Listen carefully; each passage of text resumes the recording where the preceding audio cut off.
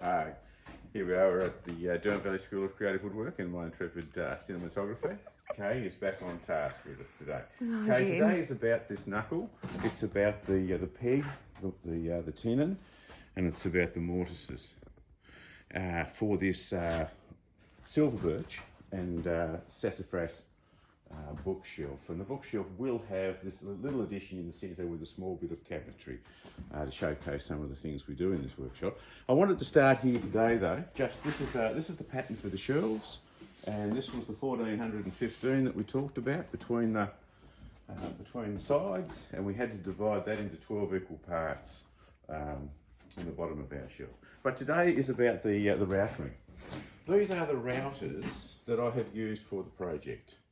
I have used the Jessen router over here. If you can just zoom in on that, that is a beautiful router that has stops, angled guides, feather boards, adjustable speed, a joyful piece of equipment to use, and a digital readout.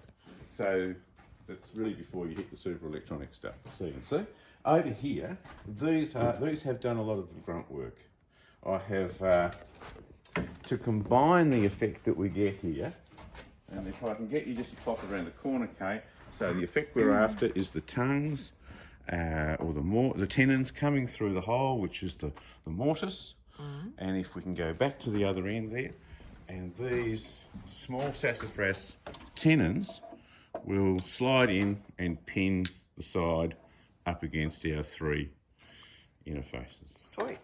So it's a combination of beautiful details and accurate furniture making. And so what I wanted to show you now was that to get the knuckle to form really sweetly, and some of Sam Malherbe's work and the interlocking joints, and he discovered a bit of new joint work around rocking chairs and so on. But I find that this is a very, very aesthetic, incredibly strong way of fastening, something that can be pulled up, put down, put away, transported and so on. So the cutters I've used to get the shapes, I've combined a 20mm flush trimming bit and a 10mm cove bit, which will give me the mating parts, right, where the shoulders come around and nestle into, where the tenons nestle into the mortise.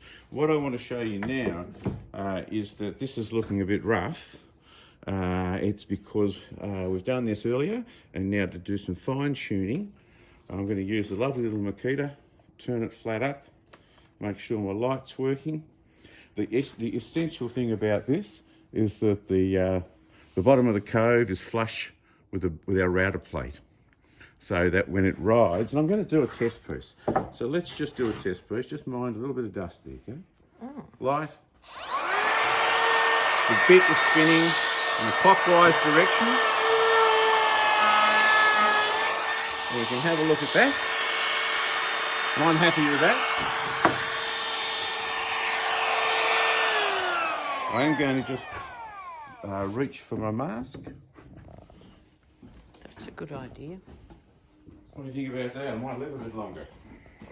Oh. Really? I'm saying nothing. Away we go.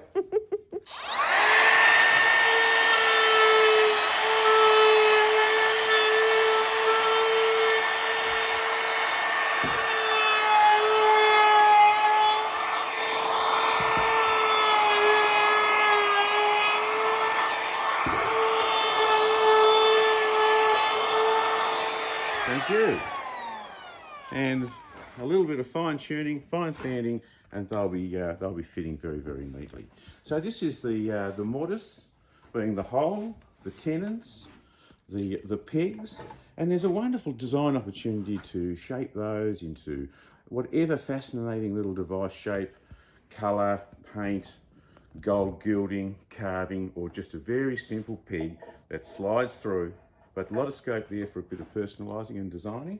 Lots of scope here, Kay, for shaping, but this really is a project that will be completed in its entirety through rotary technology and using the floor router, the handheld routers, and some beautiful hand tools. Thank you very much.